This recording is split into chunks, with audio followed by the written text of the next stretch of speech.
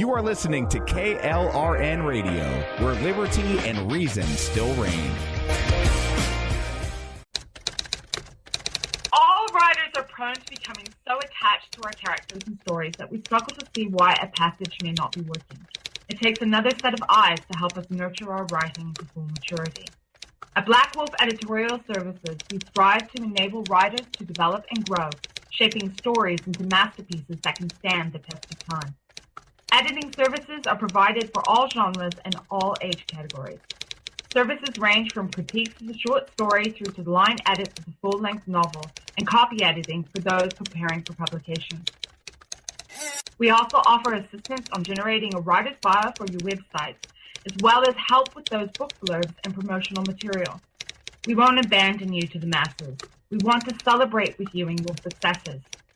Black Wolf Editorial Services, nurturing your writing into maturity. For a full list of services and prices, visit us at blackwolfeditorial.com.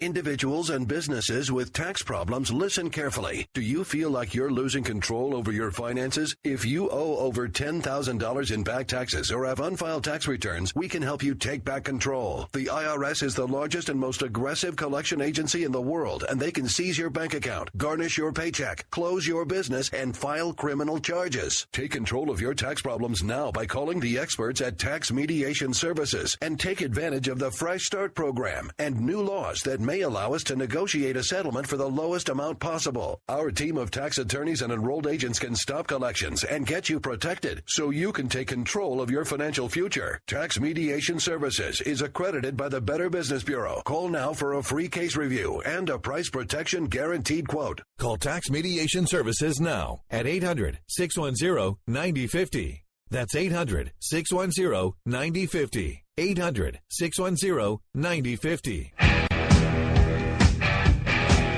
KLRN Radio has advertising rates available. We have rates to fit almost any budget. Contact us at advertising@klrnradio.com.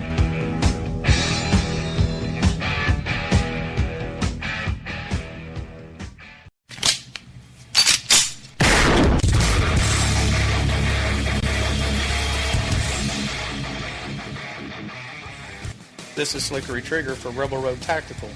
With proper care and feeding, your pistol will be ready when you need it, there to save your life. Shouldn't your gear be that good? Whether you need a holster for comfortable everyday carry or a tough-as-nails holster for your next training course, Rebel Road Tactical has what you need. Check us out on the web at rebelroadtactical.com.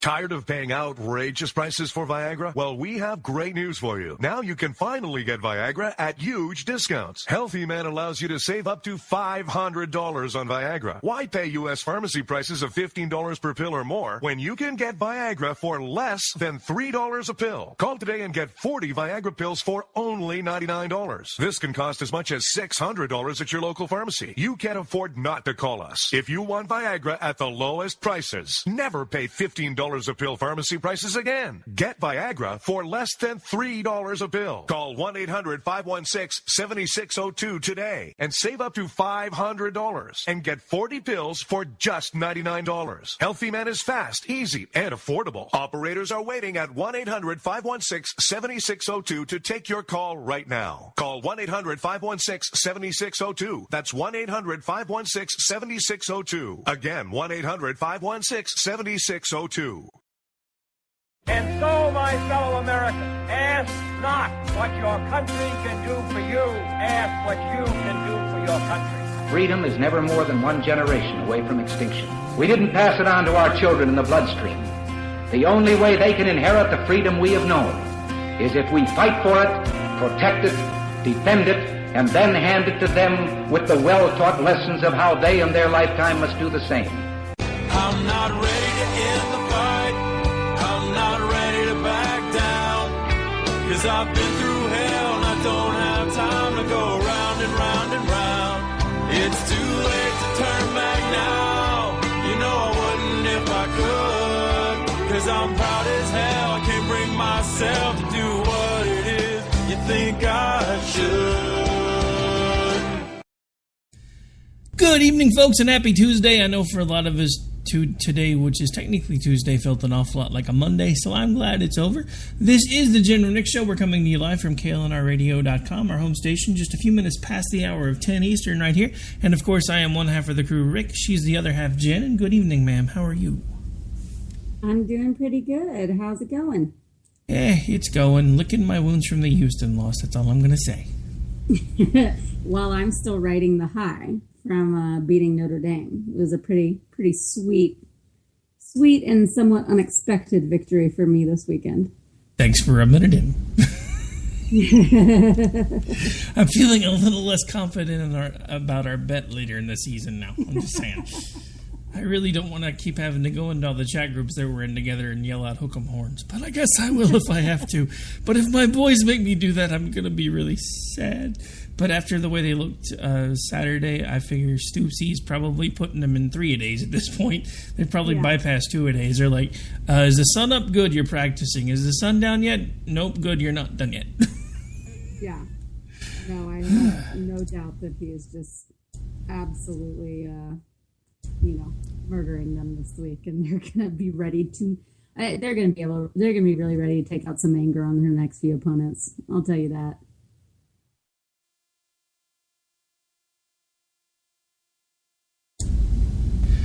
I love being called a rhino. Sorry, I've been in a protracted discussion on Twitter all day long, and people keep pointing out to me how Hillary's connected to Soros. Goldman Sachs and Saudi Arabia. But the interesting thing about that is if you look, Trump's connected to all those same things too, but nobody's talking about that. So I just got called a rhino on Twitter. I'm like, dude, I voted for every Republican that's ever run since I was 18 years old except for this year. So take your rhino and stuff it. Sorry. It is just so annoying because what does it even mean anymore? I mean, if we let, for anybody that has been living under a rock, Republican in name only is what that stands for. And it's, it just doesn't even make sense anymore because it's been so overused and to apply to anybody or anything that you don't like, basically, or someone that you don't think is voting the way that you want them to or supporting who you want them to, then they must be an establishment shill and they're a rhino. And it's just so overblown. It's ridiculous. The little item has lost all meaning because technically all the things that they were calling others rhinos about now is what Trump supports. So now Trump should be the rhino and his supporters should be the rhinos and we should be the ones that are, bucking the establishment and they still think they are. It's absurd. It's just, I don't know. I mean, at this point, it is what it is. I've come to the realization that at this point, we didn't get enough people to understand that this would have been the 1 year that we could have actually had a third-party candidate. And because of the choices that the only other prominent third-party group had made, it just didn't come together. Because there are too many people that can't get behind Johnson and his running mate. And honestly, even though I'm still trying to get behind them only because I really want Oklahoma to have more choices, if I have one more person hashtag me with Feel the Johnson, I'm out. Yeah. What a terrible hashtag anyways. I mean, that's just gross for one. I mean, it made sense with Feel the Burn. I mean, you could still twist that and make it gross, but at least it doesn't sound gross on the face of it. I'm just thinking, dude, if you're going to come up with some sort of catchy hashtag for Johnson, it should be like Slip DC the Johnson or something. I mean, because at least that makes sense because you're trying to stick it to the parties at that point. But Feel the Johnson? No, thank you. What ew. Yeah. Ew. All. And I'm not a fan of Johnson either, but I definitely am not a fan of that hashtag. I mean, it just honestly made my skin crawl. I read it once, and I even tweeted the guy back that was using it. I was like, you definitely need a better hashtag, because that's kind of just gross.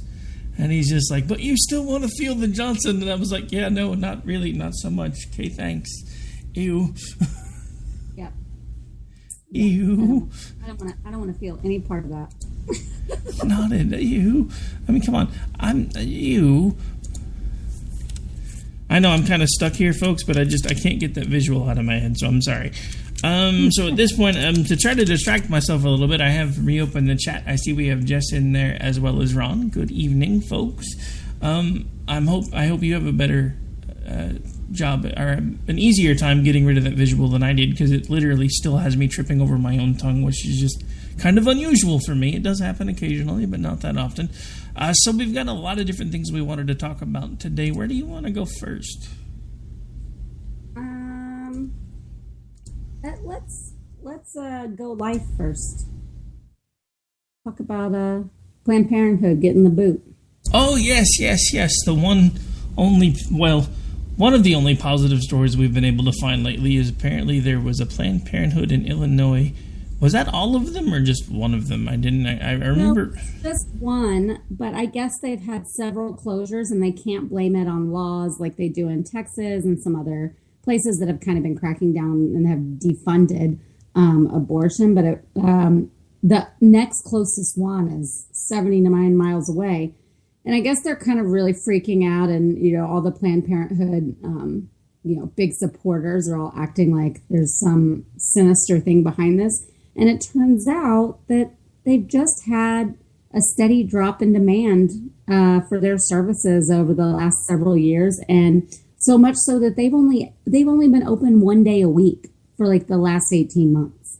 So this isn't like this was some booming business and it just got shut down because, some mean old Republican governor or pro-life group threats or something. I mean, it legitimately went under because they couldn't justify supporting it anymore monetarily.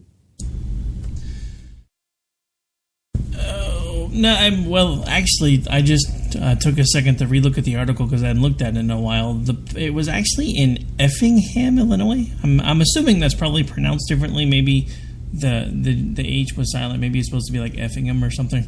But just reading the name at first, I was like, they did what to a ham? And why? I mean, was this where Piggy and Kermit went on their honeymoon? Sorry, kind of a random thought, but...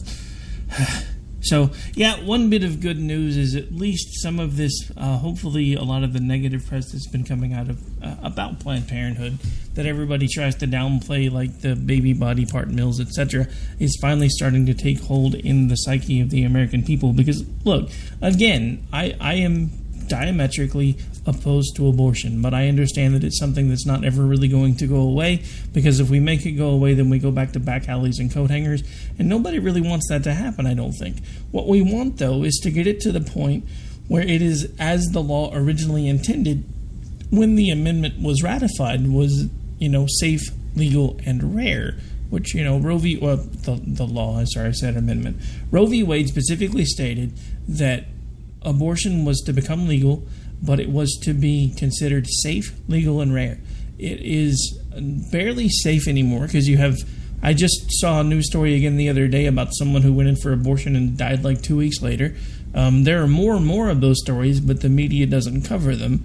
And then there's also the fact that there for a while, everybody was starting to think Planned Parenthood was going to become like 7-Eleven, where you couldn't go 3 blocks without running into another one in certain parts of the country. And at least that seems like maybe it's finally starting to go away.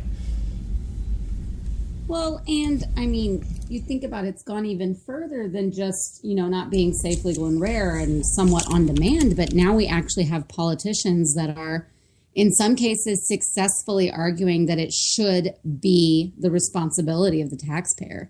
And Hillary Clinton supports funding for abortion services. And that's just one of those things that's completely repulsive. Whereas if it's like, okay, you make that choice and we're going to say that that is a legal thing to do. And like you said, it's probably not going away, but there is no reason. They're trying to turn this into a human health right, which I don't think there's really any such thing as a health right, health care right. I mean, I know that people do think that should be. I do not. I think you should take care of yourself. I think you should have access to certain things possibly, but not necessarily be guaranteed just anything and everything you want to be paid for by your fellow citizens and the taxpayers of this country. Maybe you can get it whatever you want, whenever you want it, but you have to pay for it. It's just absurd to me that they want to take it so far now when, like you said, the original intent was to be safe, legal, and rare. And it's anything but at this point rare. I mean, completely true. And like I said, at this point, I'm just happy to kind of see that it's starting to at least dwindle a little bit. I do find it interesting that somewhere like Chicago or Illinois, it seems like they have lack of demand, because I thought they were the ones that were getting all up in arms in places like Texas and everywhere else where they were trying to pass laws to make it harder to get abortions, that people were blocking the access. But now, even in states that don't have that, all of a sudden they're starting to have issues with, like you said, they're usually only open a couple days a week. A lot of them are starting to close. So it seems to me like there may have been much ado about nothing there for a little bit about all these laws that they decided that they needed to fight against. But who knows? Right. I think you're probably right. I mean, like a lot of things are with the left, there's a whole lot of faux rage. So, we've got to be outraged about something. This sounds like something we should be mad about it, especially someplace like Texas, where most of those laws were in order to make the whole situation, the whole procedure safer, to bring standards, the care standards and the safety standards up to the same level as it is for other, in-office surgical procedures. And they wanted to fight that. So my question was always like, oh, really? You're about women? I think you're the ones that are wanting to make it. Why would you not want to guarantee them utmost, safety for these women and for the doctors and nurses as well, that they would be covered because they would know that they had, these services completely, basically up to date and at the highest level of safety that they could. But so I think people jumped the gun and tried to make that. They're like, oh, no, they're restricting. And that's the only thing that they heard. And they didn't look at any of it in a actual rational way. They just started screaming because abortion, which happens on both sides of the issue, unfortunately. Yeah, I mean, let's be fair. I mean, at this point, both sides are taking playbook tips from each side, and neither one of them really has a leg to stand on when it comes to a lot of things anymore. And that's another thing that this election cycle is plainly brought to the forefront. I said bought, but I guess that might be just as much true. It was a slip, but it still kind of fits. It just annoys me that we've gotten to a point where there's really no discernible differences between the parties. There are people all over the place that are decrying others for standing on beliefs and principles when we're like, look, there's no way that we can vote for this person. Apparently now even Mark Levin has decided that he's voting for Trump, even though he spent the last several months railing against him. Can't really fault the guy because, like I said, I've never once told anybody who to vote for. I'm not going to start now. But I can't believe with as much as he's been railing against him that all of a sudden he's decided he's the only option. I don't understand how we get away from this when the system is as broken as it is and nobody wants to get away from it and say, look, there is another option over here. Maybe this option isn't perfect, but it's got to be better than giving these two crazy people a shot. I mean, and right. That's honestly kind of where I still am with Johnson and his running mate, because look, yes, they're using a lot of Democratic talking points, but hell, so is Trump. But they're also using a lot of Republican talking points at the same time, so is Hillary. I mean, Trump's really not using very many Republican talking points. Even in the RNC, it was mostly the first time I'd ever heard Democratic talking points. So, I mean, I still don't honestly know if I'm voting for Johnson when I get to the booth or not. I kind of want to, only because at least that way I'm doing my part to make sure Oklahoma gets more choices. But my biggest focus is going to be down ballot. But the problem I have anymore is it's hard to tell where anybody actually stands, because they'll tell you one thing to get elected and they do something else entirely different. And that's what I keep trying to explain to people about Trump. He is a used car salesman on steroids. If he gets the job, nobody's going to know what he does until he does it, because he's telling everybody that he talks to different things, and nobody wants to hear it. Nobody wants to talk about it. And I think it's actually a point that Levin made over and over. I ended up listening to the full audio. There's like a couple minutes there where he announces that he's going to do this, and then there's like even more that he goes into for about 10 minutes. But he emphasized over and over that Trump is not reliable. So it is what still gives him hesitancy about all of this, that he had just decided that this election is about people projecting their own hate and views on others, and that's not his deal, and that he accepts no responsibility for the dumb things that Trump says or that his surrogates say or how they behave or act. That's not on him. He just has a vote when he goes in there, and Trump is completely unreliable, might do all the things that are awful.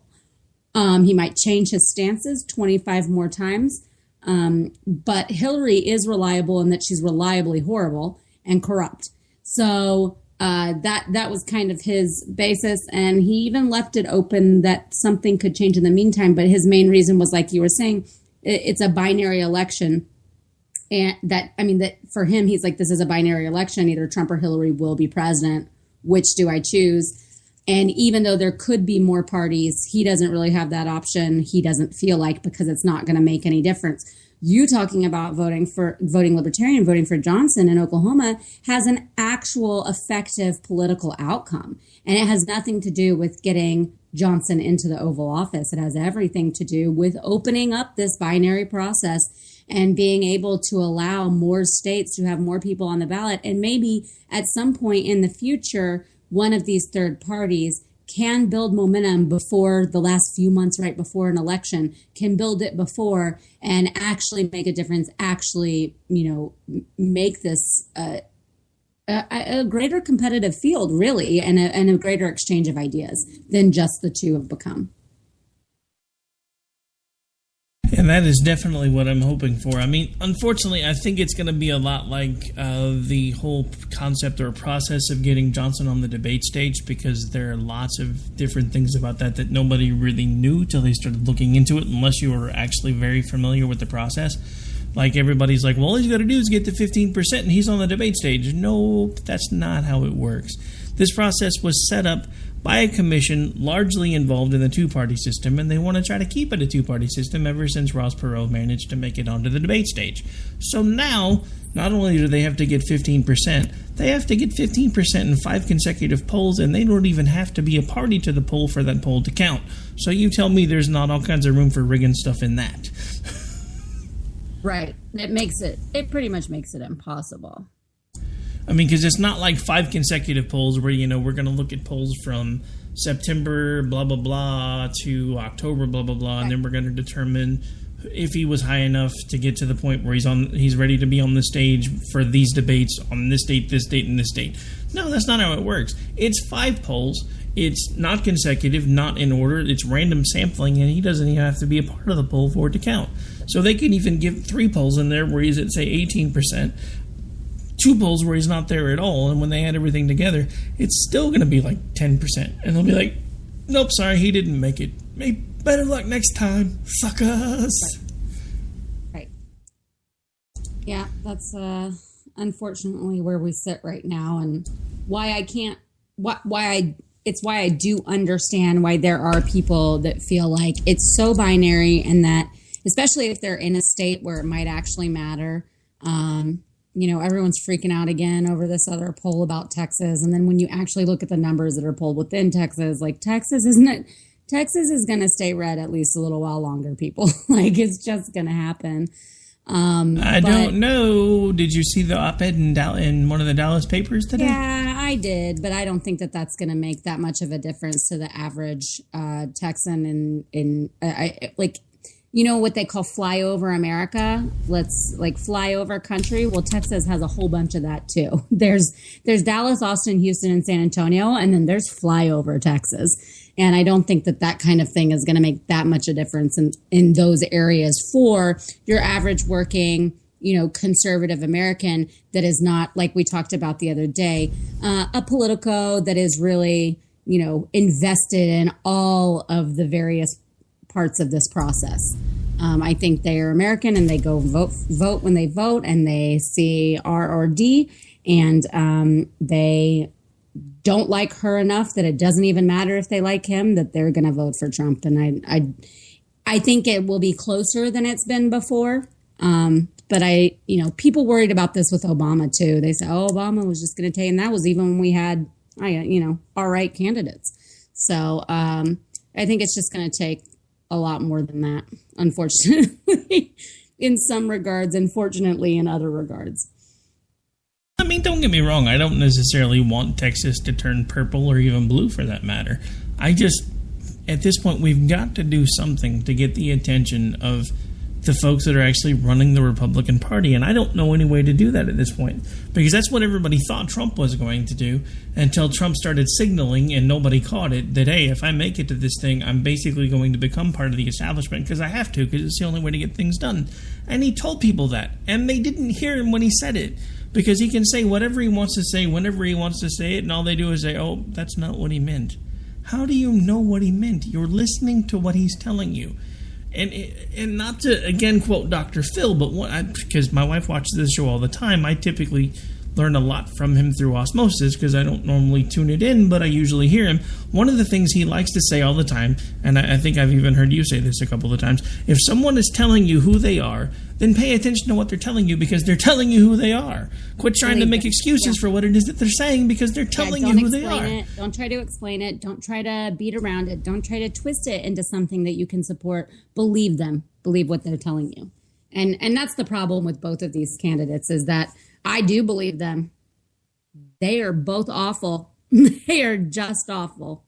She has lied, obviously, directly to the American people. He has, at the very least, misled. And, we're just having these things come out about some of his business dealings. And, obviously there's the Trump University thing and just all sorts of things coming out that are pretty deceitful and possibly unethical practices. And then, like I said, we know she's corrupt. So I believe them both. They're awful and they're showing us. And that's exactly my point with everybody that I talk to. Just because I'm trying to point out how corrupt Trump is doesn't mean that I have forgotten or forgiven how corrupt Hillary is. But the simple fact of the matter is, if both of the major parties, and everybody's so convinced this is a binary election, it has to be one or the other, we don't have a choice. If they're both going to lie to us and blatantly prove to us how corrupt they both are, why do we continue to support them? Yeah, I don't have a good answer for what happened to this election. Me either, because we had 16 of some of the strongest conservatives, well, maybe 14 of some of the strongest conservatives I've ever seen. Two that were pretty well milquetoast, and I wasn't sure why one of them was even running, because nobody wanted yet another Bush. And then we had Trump, who was basically the bull in the elephant's china shop, wrecked the whole thing, left the party in shambles, and is basically still blocking for Hillary, and nobody wants to talk about that either. Speaking of which, it's about time for us to take a break. When we come back, still got lots more to talk about, like the fact that we have found an article that outlines a lot of the ways that Trump is corrupt and a lot of the things that the media, for some reason, is not really talking about when it comes to both him and Hillary. There are plenty of things that neither one of them are talking about.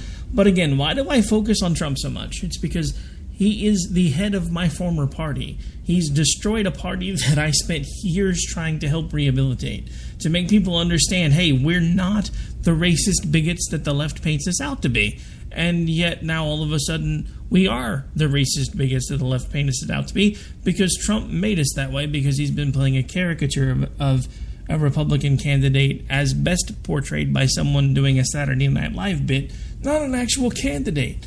But we have a lot more when we get back, so stay tuned. This is the Jenn and Rick Show. Gotta go pay some bills. We'll be right back.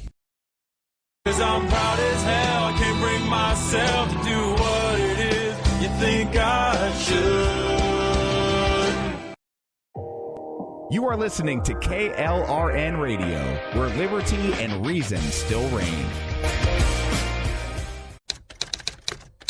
All writers are prone to becoming so attached to our characters and stories that we struggle to see why a passage may not be working.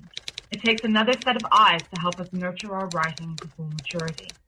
At Black Wolf Editorial Services, we strive to enable writers to develop and grow, shaping stories into masterpieces that can stand the test of time. Editing services are provided for all genres and all age categories.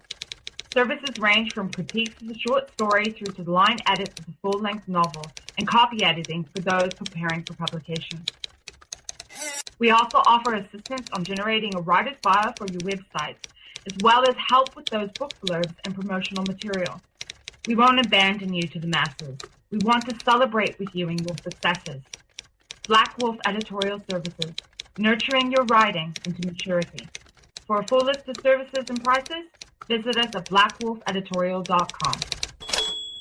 Individuals and businesses with tax problems, listen carefully. Do you feel like you're losing control over your finances? If you owe over $10,000 in back taxes or have unfiled tax returns, we can help you take back control. The IRS is the largest and most aggressive collection agency in the world, and they can seize your bank account, garnish your paycheck, close your business, and file criminal charges. Take control of your tax problems now by calling the experts at Tax Mediation Services and take advantage of the Fresh Start program and new laws that may allow us to negotiate a settlement for the lowest amount possible. Our team of tax attorneys and enrolled agents can stop collections and get you protected so you can take control of your financial future. Tax Mediation Services is accredited by the Better Business Bureau. Call now for a free case review and a price protection guaranteed quote. Call Tax Mediation Services now at 800-610-9050. That's 800-610-9050. 800-610-9050. KLRN Radio has advertising rates available. We have rates to fit almost any budget. Contact us at advertising@klrnradio.com.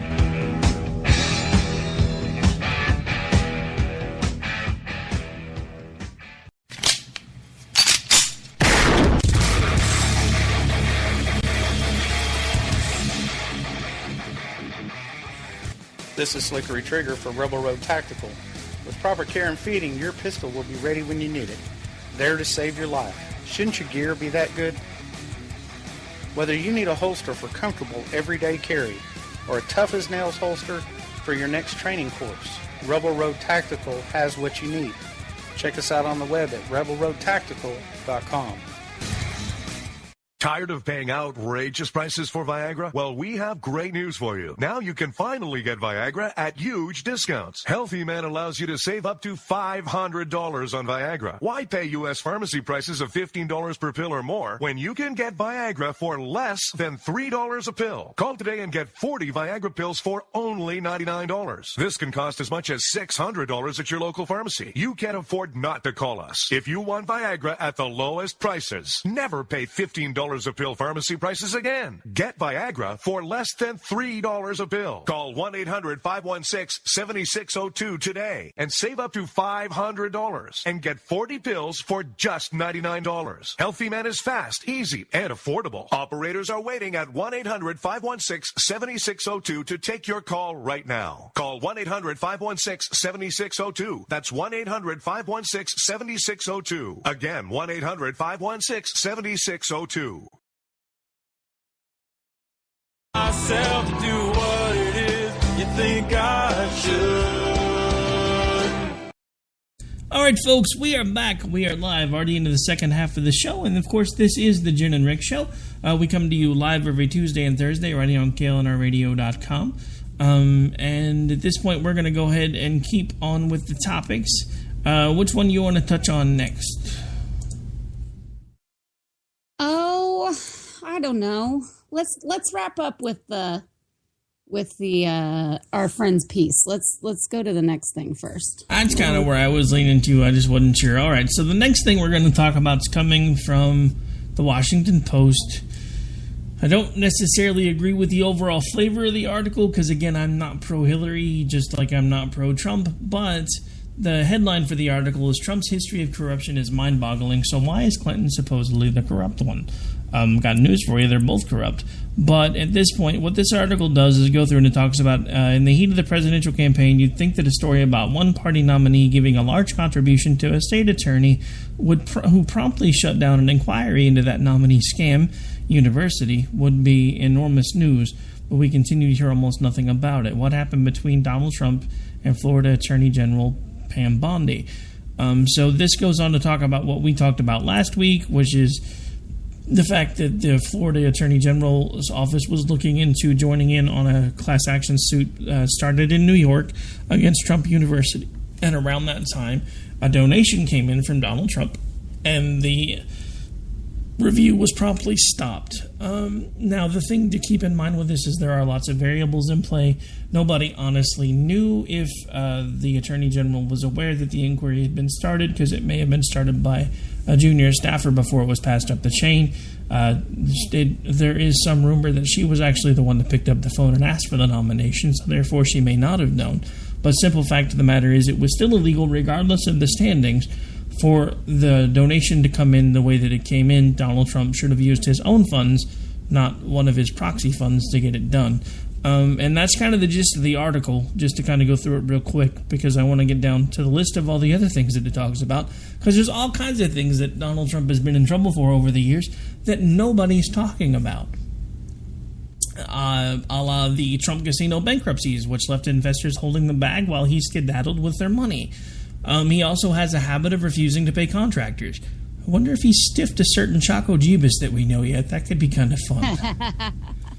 Who had done work for him, many of whom are struggling small businesses. Trump University, which we'd already discussed, which includes not only the people who got scammed and the Florida investigation, but also a similar story from Texas where the investigation into Trump U was also quashed. Now, I've heard some rumblings about that one. Apparently, they keep mentioning Governor Abbott in that one, but I haven't been able to find anything specific. But there's been a couple of rumblings on Twitter that I've seen.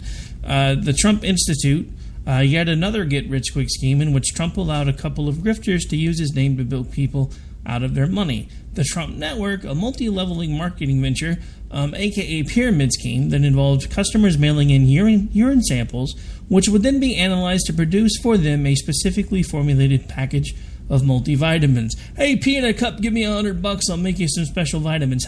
How much you want to bet he was repackaging Flintstones? Real quick, I want to touch on the Texas case, just because I was kind of digging into this a little bit this weekend because of everybody kind of going, well, Abbott did it too. One thing about that is that Trump did give donations to Abbott's campaign against Wendy Davis, about $35,000. However, the Trump University case had already been closed for several years.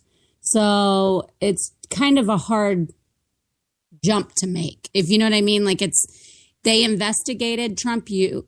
They actually did force it out of Texas, and it says protected their consumers. And then it was almost 3 years later that the donation happened to Governor Abbott. So it doesn't seem to have any real ground to stand on that's in any way connected. Just a tidbit there. Oh, well, I kind of figured there was more to that one. And like I said, I really hadn't had a chance to start digging into it. So I figured with you being a Texan, you'd probably done a lot of the work for me there. It's like, hey, ain't nobody get to diss my governor. We're in Oklahoma. We're like, take my governor, please. Well, I mean, I would have been extremely vocal and ticked off about it, but it's really hard to actually make the connection there because of the time difference. But in Florida, it seems to be in a very timely manner that benefits, the AG there being directly being elected. So, well, who knows? Continue. All right, so where were we? Because I kind of lost track for a second there. Oh, we were talking about, okay. So we'd already done Trump University. We did Trump, the Trump Network was where we left off because I was making the joke about Flintstones vitamins. Yes. Trump Model Management, which reportedly had foreign models lie to custom officials and work in the U.S. illegally, and then they were kept in squalid conditions while they earned almost nothing for the work they did. Trump's employment of foreign guest workers at his resorts, which involves a claim that he can't find Americans to do the work, and yet he's going to build a wall and keep those very same people from being able to help run his resorts. Somehow I find that hard to believe. Trump's use of hundreds of undocumented workers from Poland in the 1980s who were paid a pittance for their illegal work.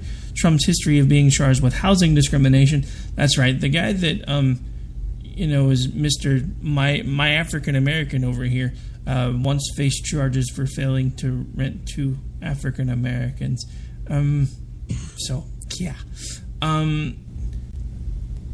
Illicit connections to possible mafia figures included in his New York construction. The time Trump paid the Federal Trade Commission $750,000 over charges that he violated antitrust laws while trying to take over a rival casino company. The fact that Trump is now being advised by Roger Ailes, don't really need to go too much more into that one. If you don't know what's going on with Roger Ailes, you really need to go look it up. I'm not going to read all that again because that's just gross. And that last one is happening right now. To repeat, the point is not that these stories have never been covered, because they have. The point is that they got covered briefly, then everyone in the media moves on. If any of these kinds of stories involve Clinton, a news organization would rush to assign multiple reporters to them.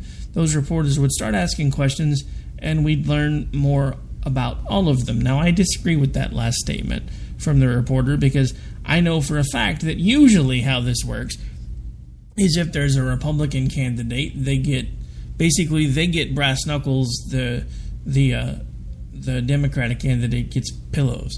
And that's really a lot of what's going on here, because that's one of the reasons why none of the stories with Hillary will get traction. Yeah, they'll talk about them a lot, but they don't go anywhere. They don't stay in the news cycle. They don't talk about them repeatedly. And Trump is actually helping with that, because any chance he gets when Clinton starts getting any bad press, and I honestly, at first I thought this was intentional, but the more I think about his mindset and the more I think about his mentality, because from his success in the reality television area and the reality television arena, I honestly think he lives by the moniker that there's no such thing as bad press. So anytime she's getting the spotlight, he steals it by any means necessary. And the scary thing is, it's working for him. At first, I honestly thought that he was intentionally body blocking for her, because there was no other explanation for me. But the more I look at his mentality, his mindset, and his ego, he can't stand the fact when anybody's being talked about but him, so he does whatever he can to make sure that they always keep talking about him, even if everybody else is looking at him cringing, going, what the hell did he just say and why? It's because to him, there's no such thing as bad press. Right. And also, yeah, like you're saying about this, like, I disagree with them acting like, oh, if it was Clinton, it would be forever covered. That's absolutely crap. These journalists are tweeting out things going, everybody just needs, I mean, the Benghazi thing, the only reason those things stayed in the news and stayed relevant was because of A, Fox News, B, because the FBI was actually conducting an investigation and she had to appear, before Congress over it all, and that it dragged on for a long time. Otherwise, they would have very gladly buried this as soon as they could. But they couldn't, because there was an active government investigation into what was going on, which is no small thing, by the way.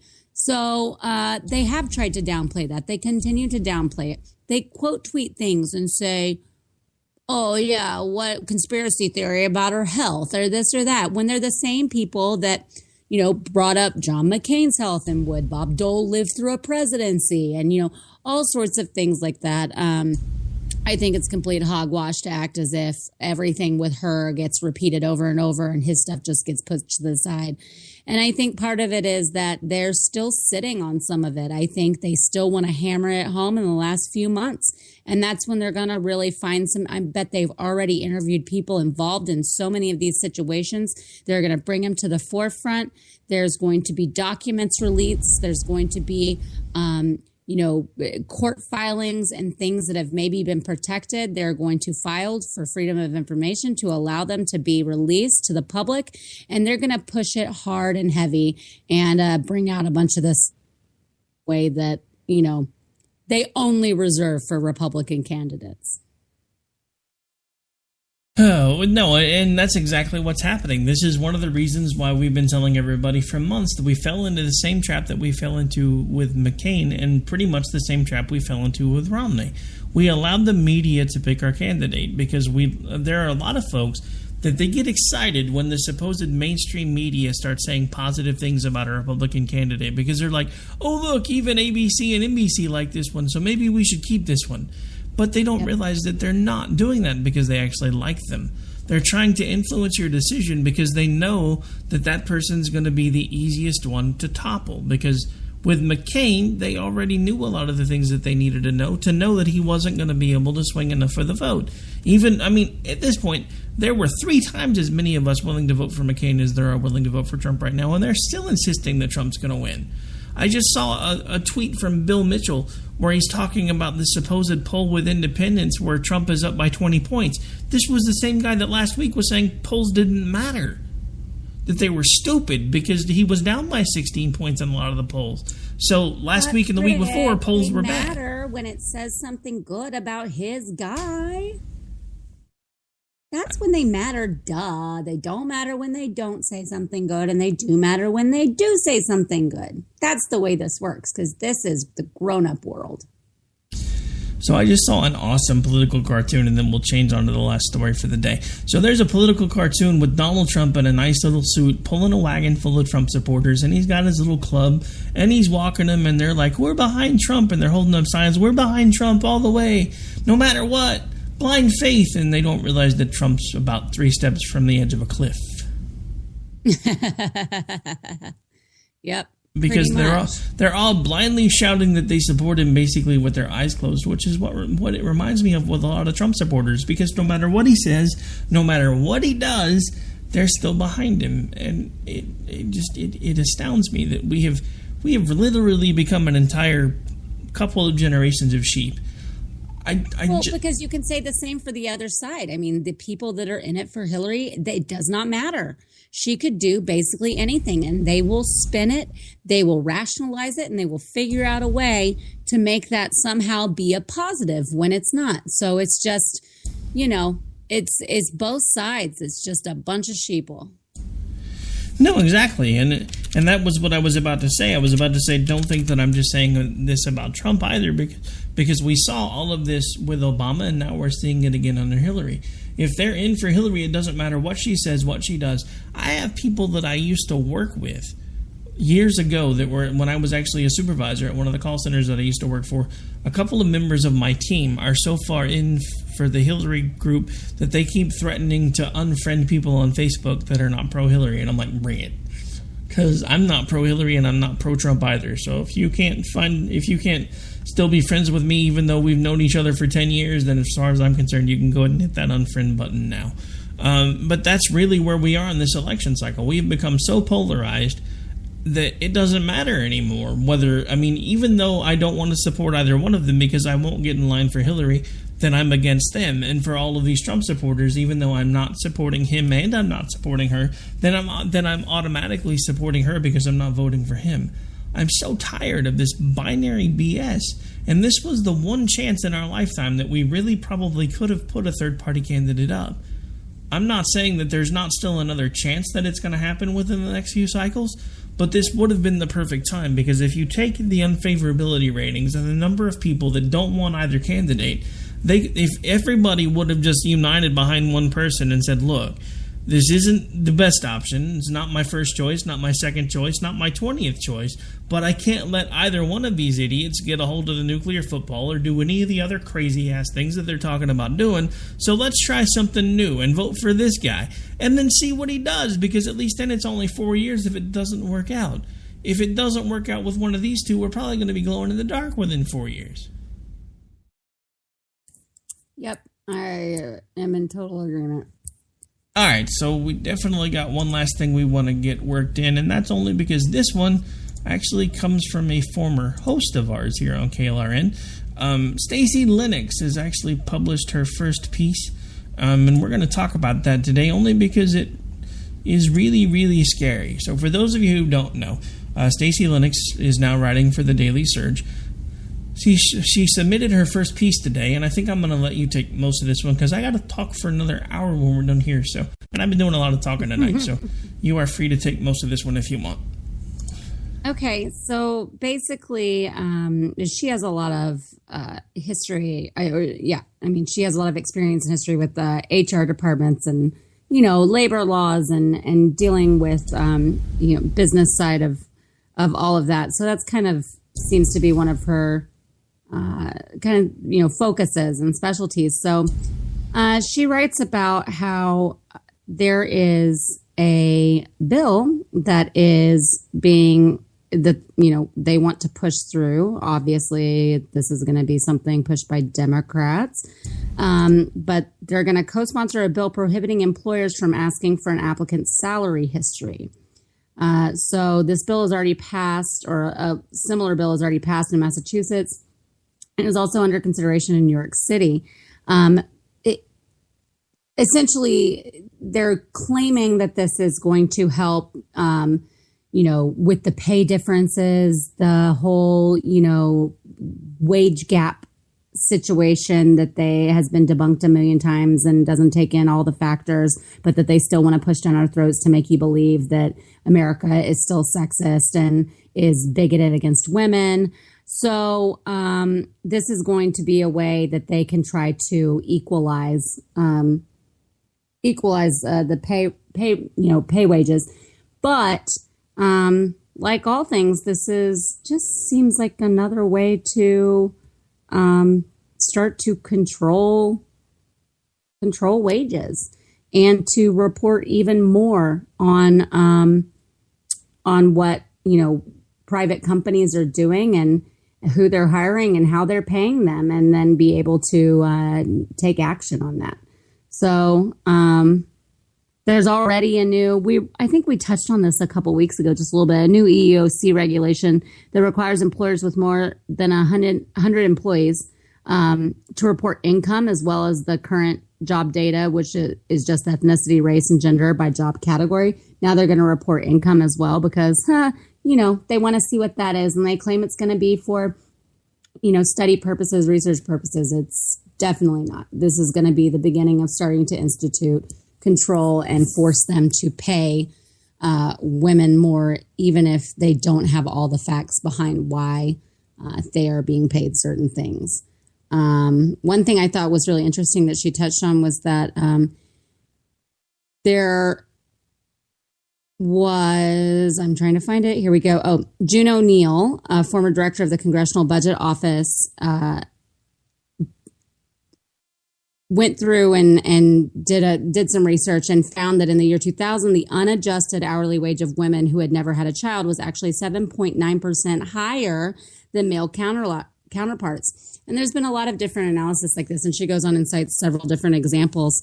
But those are the things that they don't want you to hear about or don't want you to know because it doesn't support their narrative. And that's the bottom line. But it's kind of a scary thing, the control and I know that they can find out what you're making anyways, but it's just one more way for them to put a hand around the neck of these companies and to control our lives.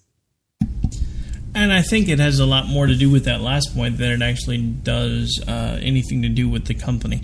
This is just another way for them to more easily gather the data they need to determine what they're basically going to do with the rest of our lives, because now they're going to have a hand in when you go in for an interview and you apply for a job.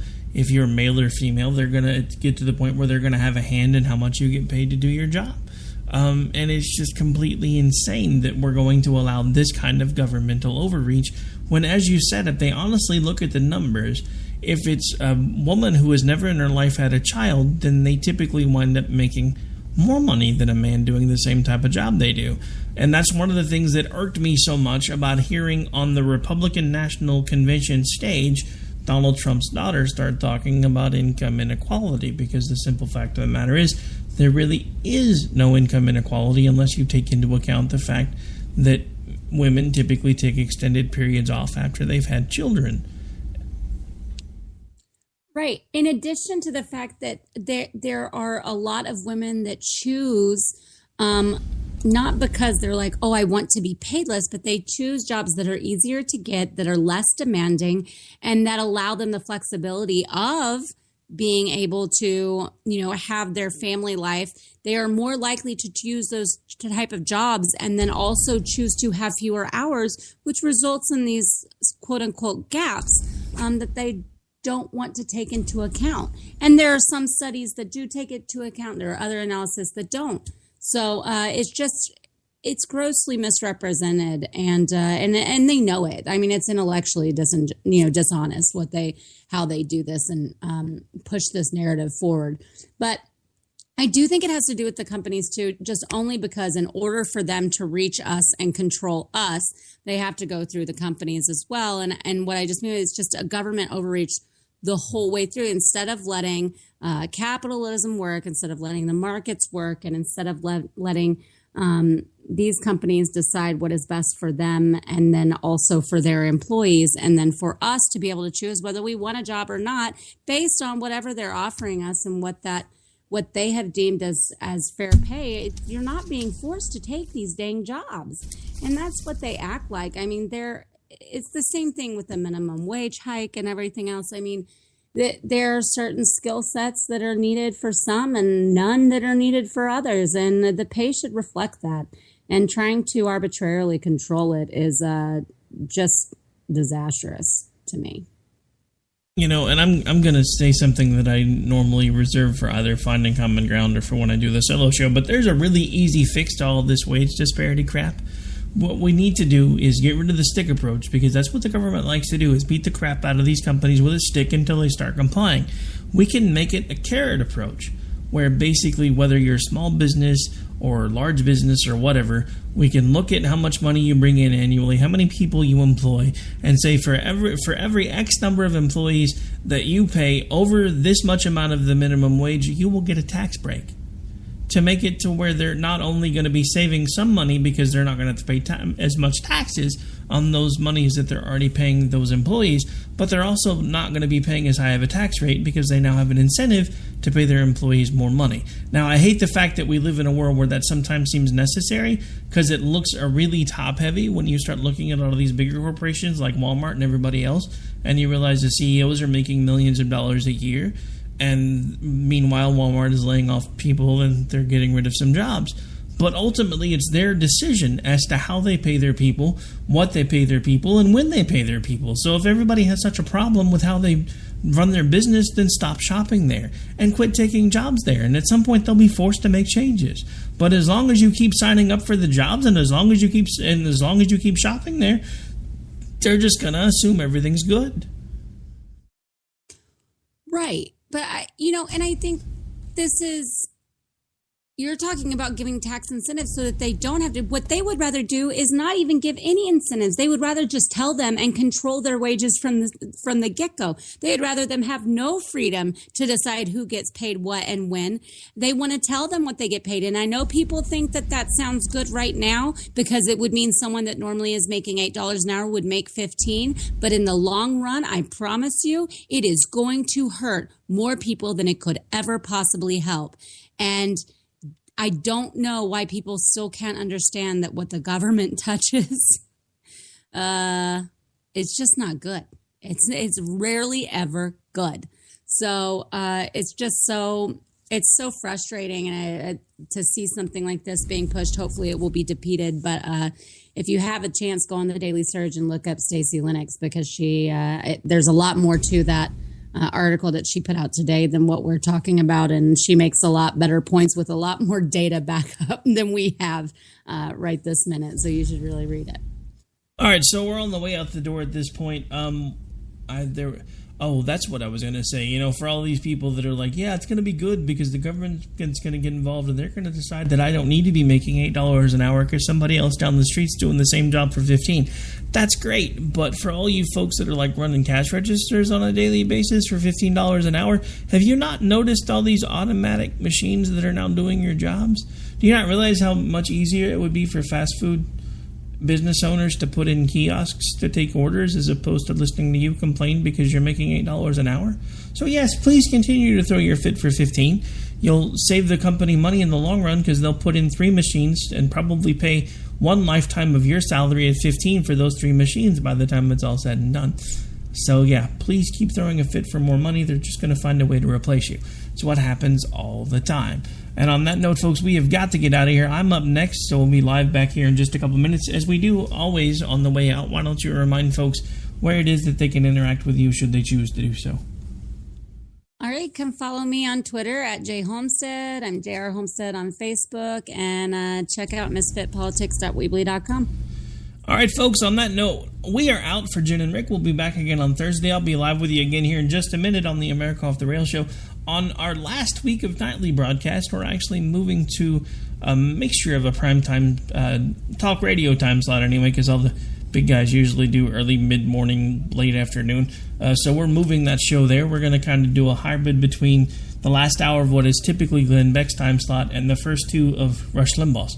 So that will be beginning Monday, so make sure you tune in for that on a regular basis. But at this point, we're going to get out of here. Hope everybody has a great rest of their night. And just remember, it's Tuesday. We're almost to the hump day, at least, so it's getting closer to done. So hang in there, and we'll see you when we see you. Have a great night. God bless. 'Cause I'm proud as hell. I can't bring myself to do